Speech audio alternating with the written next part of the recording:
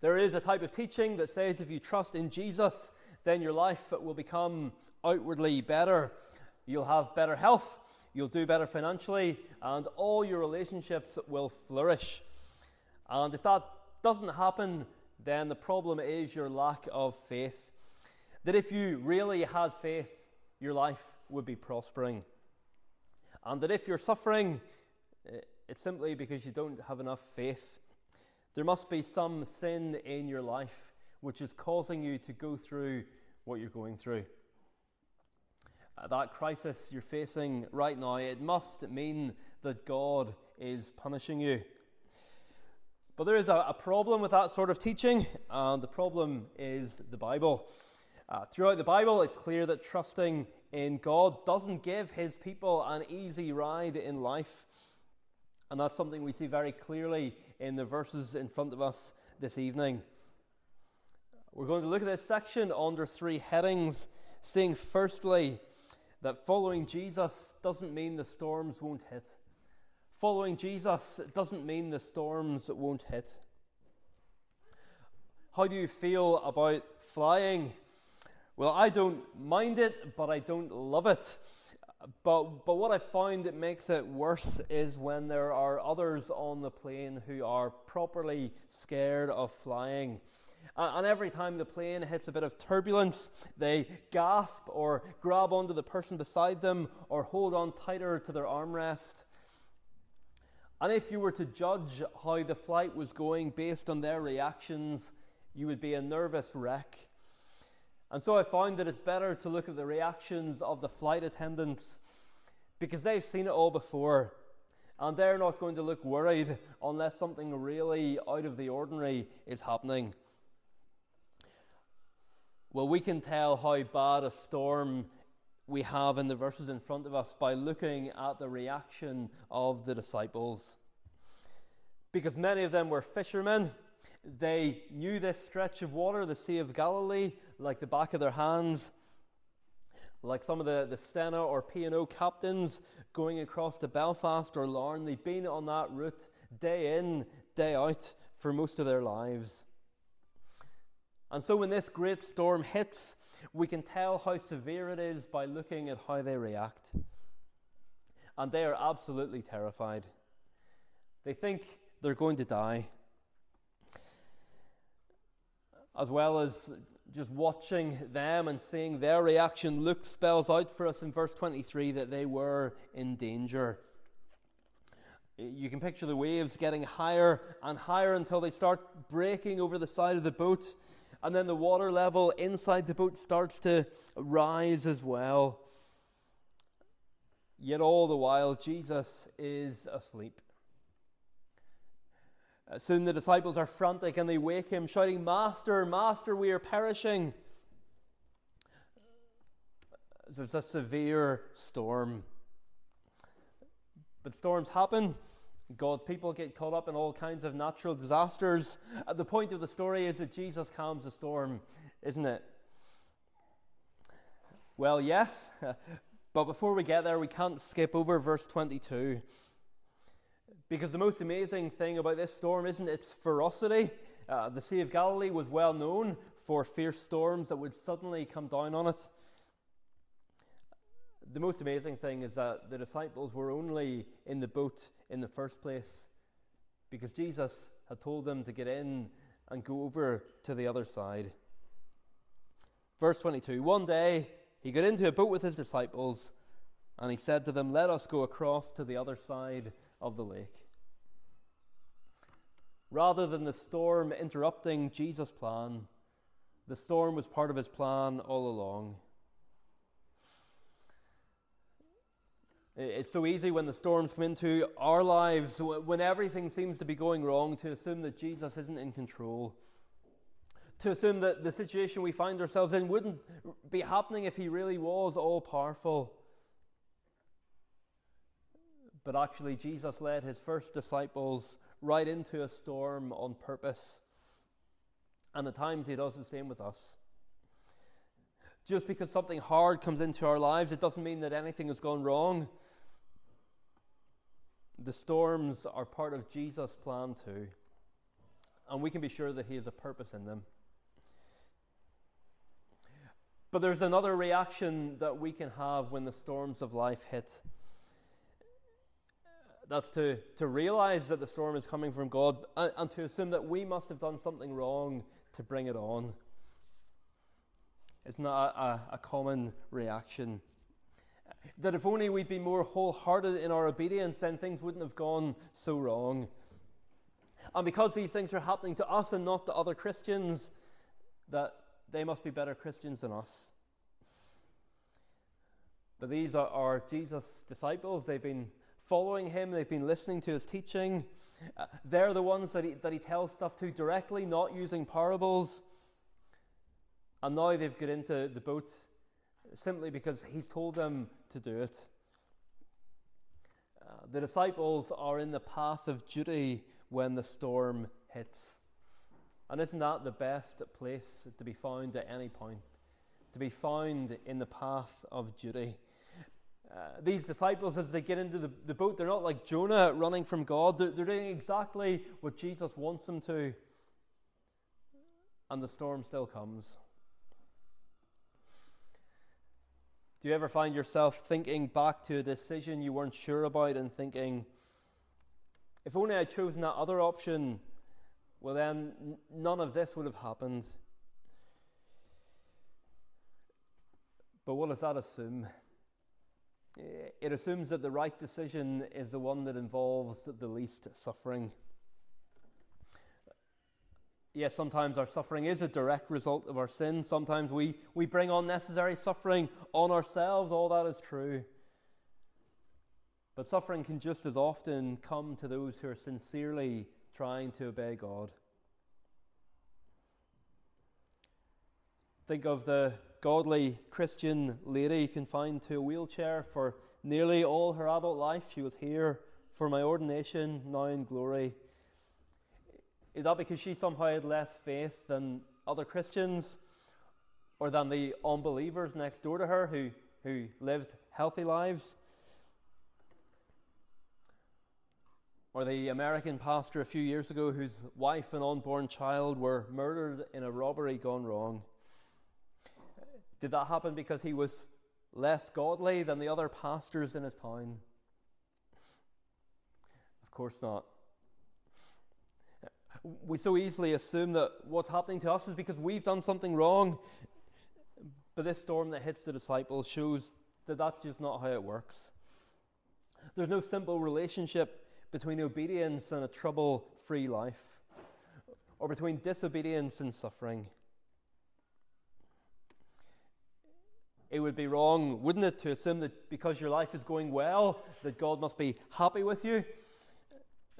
And so, on the other side of the coin, it's also wrong to assume that because your life seems to be going badly, that God is angry with you. Ultimately, these disciples would be called to follow Jesus, not just across a lake, but to death. And we're called to do the same. Jesus says elsewhere, whoever does not bear his own cross and come after me cannot be my disciple. And so often we go through our lives trying to avoid suffering at all costs. Maybe we even counsel others to take the route that involves the least suffering. But avoiding suffering isn't what we should aim at, and nor is it even possible. Because we live in a fallen world, and we're followers of a crucified Messiah. Avoiding suffering is not an option. Rather, what we should try and avoid at all costs is sin. But so often we do it the other way round, or at least we're tempted to. We do nearly anything to avoid suffering, but we don't put the same effort in to try and avoid sin. We might be cautious about putting ourselves in physically dangerous situations, or even going somewhere and spending time with someone who's unwell, just in case we catch some sort of sickness. But we don't show the same concern about not putting ourselves in situations where we might face strong temptation to sin. And doesn't it show our priorities at times? So here we see Jesus leading his followers into suffering. Following Jesus doesn't mean that the storms won't hit. And when they do come, it doesn't mean that you must somehow lack faith. Following Jesus doesn't mean the storms won't hit. But then secondly, tonight, nothing you'll face is outside Jesus' control. Nothing that you will face is outside Jesus' control. Only once in the Gospel accounts do we read about Jesus sleeping. And it's not in the manger, it's right here when the storm is raging all around him. We're about to get one of the clearest glimpses in Luke's Gospel so far that Jesus is God. But here we have a clear reminder that he is fully human as well.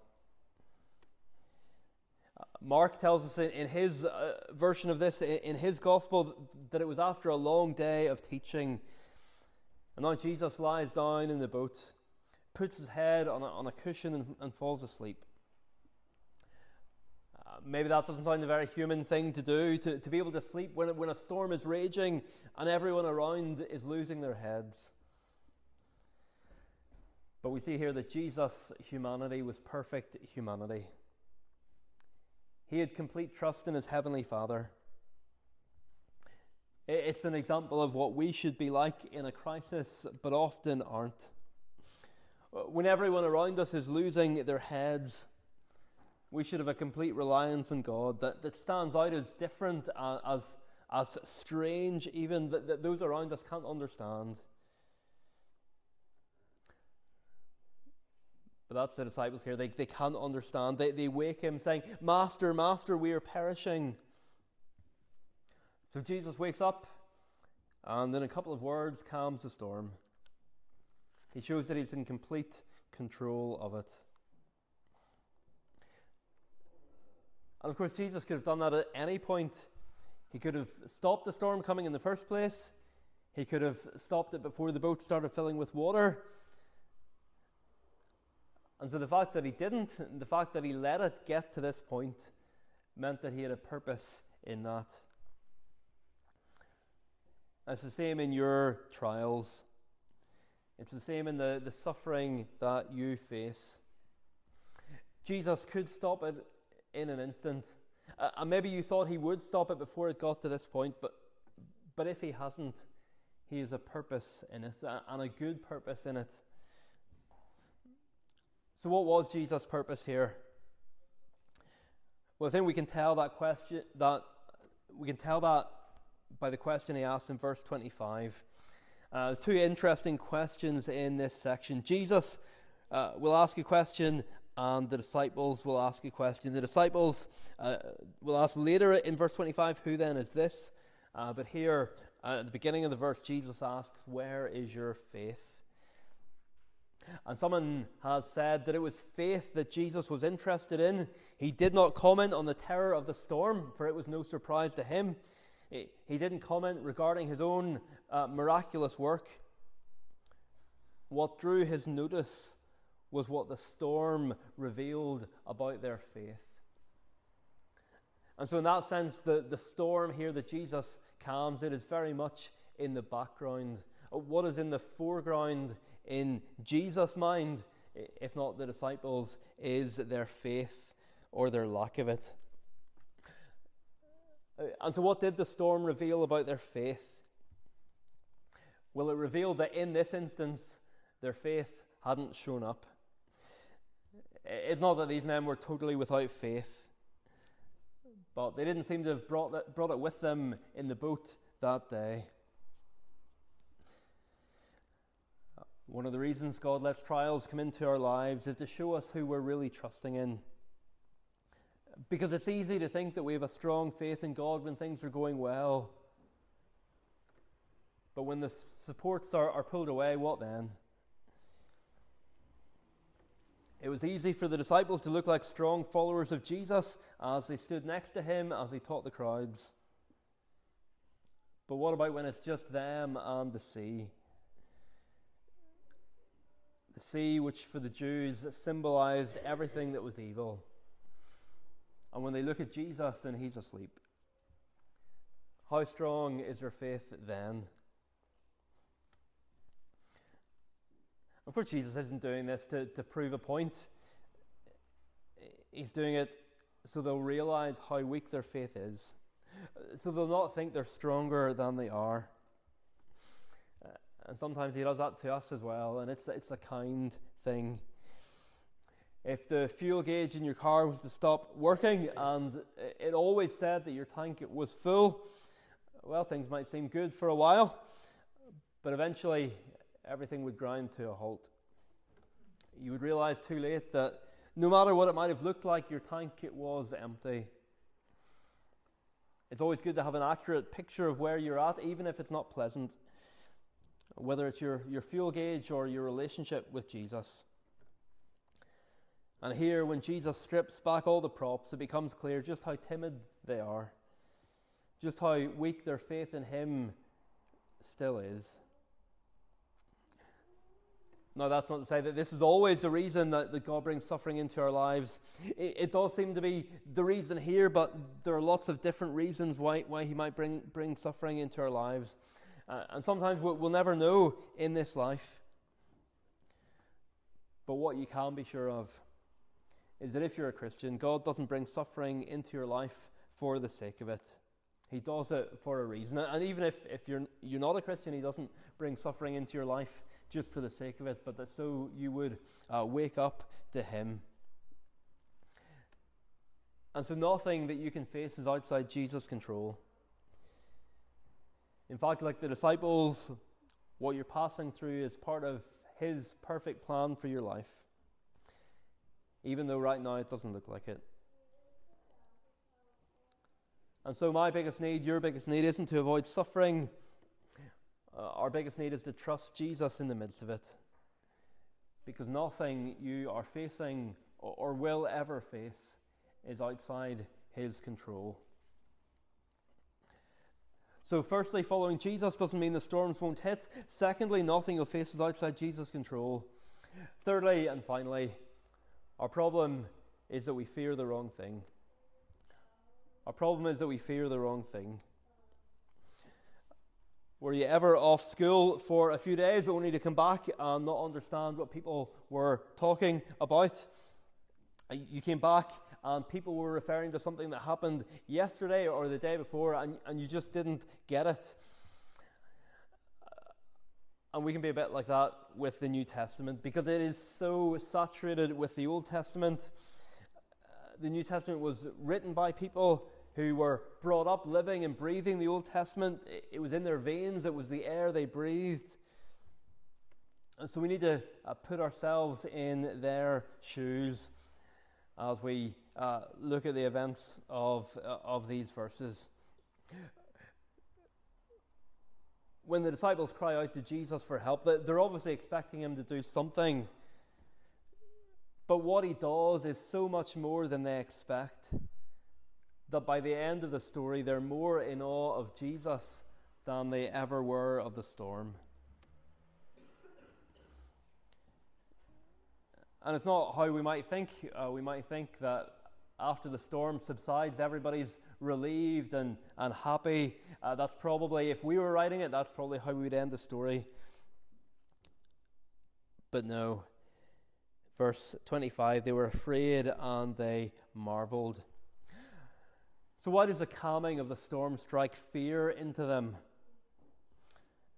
Well, the answer is because they knew the Old Testament in a way we may not.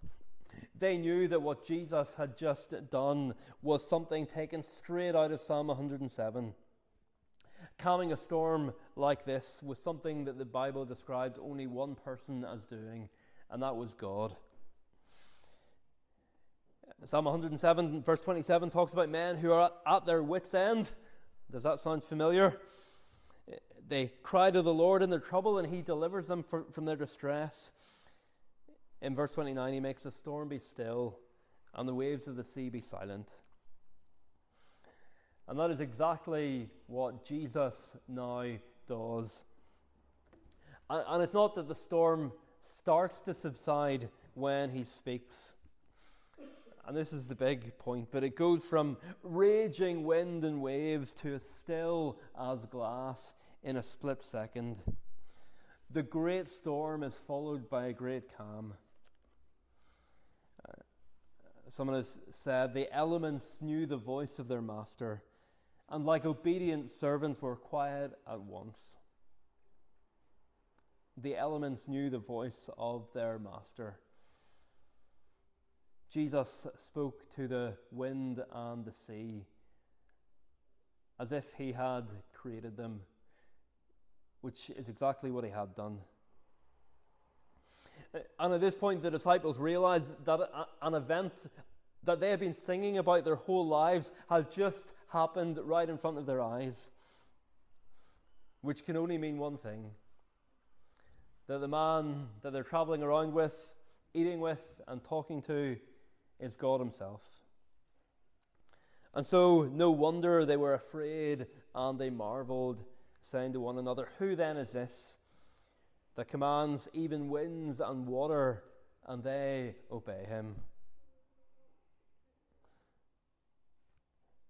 The disciples had been afraid of the wrong thing. They should have been more in awe of Jesus than they were of the storm. And sometimes fear is healthy. If you're working with electricity, there's a healthy kind of fear which won't leave you a shivering wreck, but it will mean there are certain things you won't do. You realize the power that electricity has and you act accordingly. And in the same way, if we truly realize the power that Jesus had, we would act accordingly too. Our problem is that often, like the disciples, we fear the wrong thing. We fear other people and what they'll think of us. We can be timid and cowardly when it comes to other people, not wanting to say things or do things that will make us seem different. Will not take opportunities to speak about Jesus because we're worried about the reaction. And so what we really need is a healthy fear of God, a true understanding of how awesome and holy he is, that he is the one who gives us breath, that he is the one who we will one day give an account to, that he is the one who determines our eternal future. The first readers of Luke's Gospel would have been Christians who were going to be called to suffer for their faith. And they would have reason to be afraid. But by including this story, Luke is showing them the one they should truly fear. As Jesus will say himself a few chapters later, "Do not fear those who kill the body, and after that have nothing more they can do. But I will warn you who to fear. Fear him who, after he is killed, has authority to cast into hell. Yes, I tell you, fear him." Now, often for us, fear and goodness are separate categories. Maybe there was someone in our lives that we feared, but we never thought of as good. But God is both. And the best illustration, I think the familiar illustration, comes from The Lion, the Witch, and the Wardrobe. Boys and girls, you've probably heard it. The four children have arrived in a land of talking animals and find out that they're going to meet Aslan, the great lion. They'd heard that he was the king, so they were expecting him to be a man. And so when they find out that he's a lion, they ask, "Is he quite safe?" To which they get the famous response, "Safe? Who said anything about safe? Of course he isn't safe, but he's good. He's the king, I tell you." Our God is not domesticated, not some sort of jovial granddad in the sky, not the man upstairs. He isn't safe in that sense, but he is good. And what makes it all even more amazing tonight is that the one who even the wind and sea obey would let himself be nailed to a cross by people he had created to open up the way for us, not to get to the other side of a lake, but to come into the very presence of God. Amen.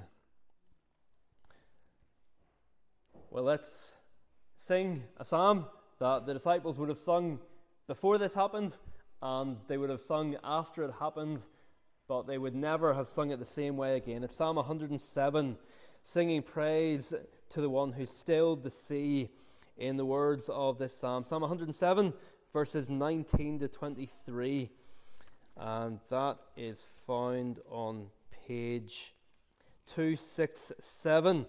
Starting there, verse 19 at the bottom of page 267, and then turning over and singing down to verse 23. The tune is Fountain 182. Tune Fountain 182. Verse 19, God is one who stirs up the wind in the first place. The suffering we face in life is not random or meaningless. In verse 21 over the page, Jesus' people cry to him for help. Why? Because we know that he cares about us, and that he has the power to do something about it. Then, verse 22, he stills the storm and quiets the waves of the sea in an instant with a word. And so how do you react to what we've seen this evening? Well, may it be in the words of verse 23, let them give thanks now to the Lord for love that never ends, and for the works of wonder done unto the sons of men. So verses 19 through 23 of Psalm 107, tune 182. If you're able, we'll stand and sing praise.